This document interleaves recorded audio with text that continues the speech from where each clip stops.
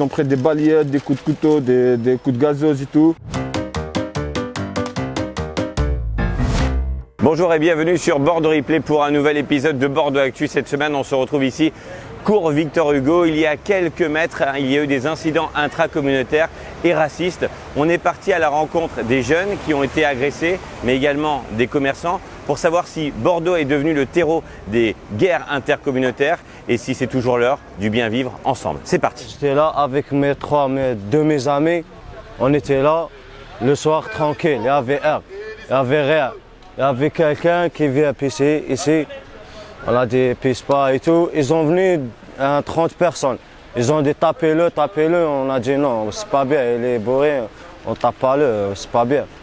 Après ils ont commencé, nique Mélenchon, nique les Arabes, nique les Renois. Ils ont venu les voisins et tout, ils ont dit pas bien et tout, ils ont tapé. On a déposé plainte mais on n'a rien reçu sur cette semaine. Nous on vit tous ensemble, des Renois, des Rebeux, des Français, des Albans, tous on vit ensemble. Et normal, de bonjour, que des bonjours entre nous.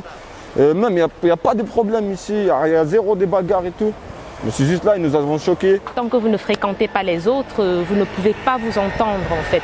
Et effectivement, cela favorise beaucoup de disputes, de clans et beaucoup de problèmes en fait. Je ne m'y connais pas beaucoup, mais d'agressions à plusieurs juste pour aller taper pour taper, et ça je trouve ça vraiment dégueulasse.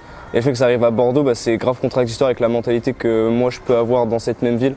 Donc je pense que ça dépend juste de chaque personnalité en soi et de qui on veut être, qu'importe où nous sommes. J'en ai parlé un peu avec des riverains. Il y a ceux qui sont totalement choqués, mais il y a ceux qui disent « Oh oui, mais bon, ils ont tapé sur des dealers. » Donc non, c'est pas une question de taper sur des dealers. Ils sont venus s'attaquer à des personnes d'origine étrangère, c'est ça la base.